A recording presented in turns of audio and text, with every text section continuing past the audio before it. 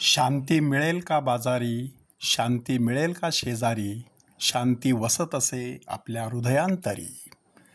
अशा प्रकारचं एक काव्य आहे. माणसाची धडपड शेवटी कशासाठी असते? शांतीसाठी. बालपणापासून त्याची सगळी धडपड सुरू असते. सगळं मिळाल्यानंतर देखील त्याच्या लक्षात येतं की शांती मात्र हरवलेली आहे. घरदारं भरलेली आहेत, फ्रीज भरलेला आहे, पोटं भरलेली आहेत, तरीसुद्धा शांती नसल्यामुळे मात्र घरामध्ये आनंद नाही, सुख समाधान नाही. सुखसोयी आहेत परंतु सुख नाही, कारण शांती ही संकल्पना माणसाला समजलीच नाही.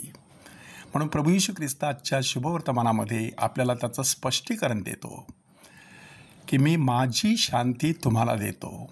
जग देते तशी शांती नाही, तर मी माझी शांती तुम्हाला देतो.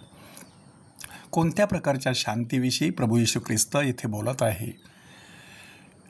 हिब्रू भाषेमध्ये शालोम नावाचा शब्द आहे.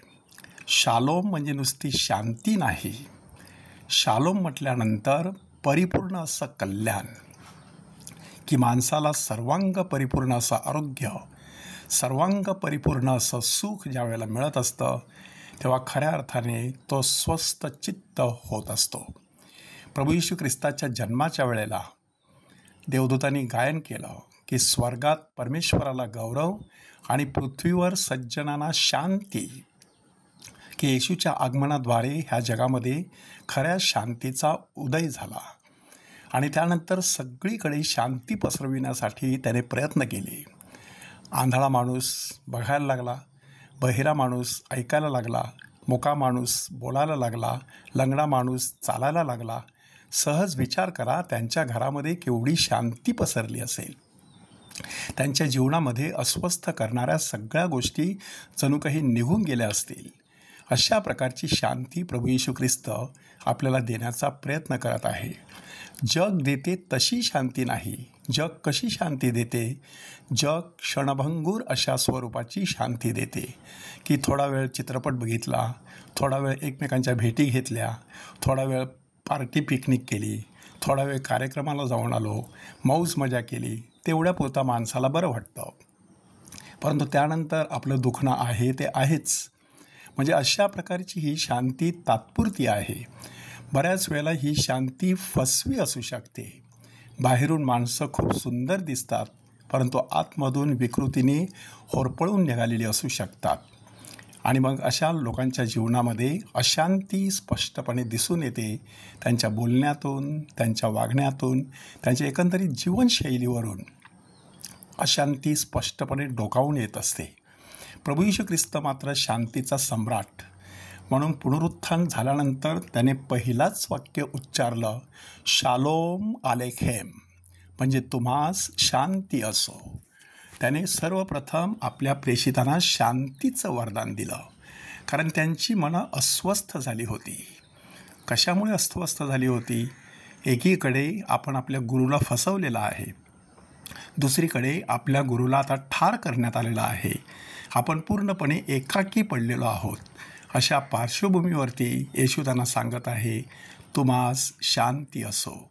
नंतर थॉमसला देखील विशेषरित्या त्याने सांगितलं, तुम्हास शांती असो. प्रभू येशू ख्रिस्त एक विशेष अशी शांती देण्यासाठी ह्या जगामध्ये अवतरलेला आहे. आज जागतिक शांती हरवलेली आहे. आज समाजामध्ये वादवितंग सुरू आहेत. आज कौटुंबिक कलह सुरू आहेत.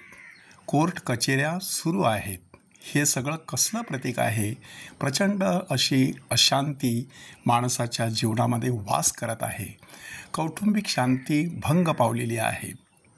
प्रभू येशू ख्रिस्त अप्रत्यक्षरित्या आपल्याला जणू काही सांगण्याचा प्रयत्न करत आहे की ह्या सगळ्या शांतीचं उगमस्थान मनशांतीमध्ये आहे, की माणसाने आपली मनशांती ढळू नये म्हणून जपलं पाहिजे.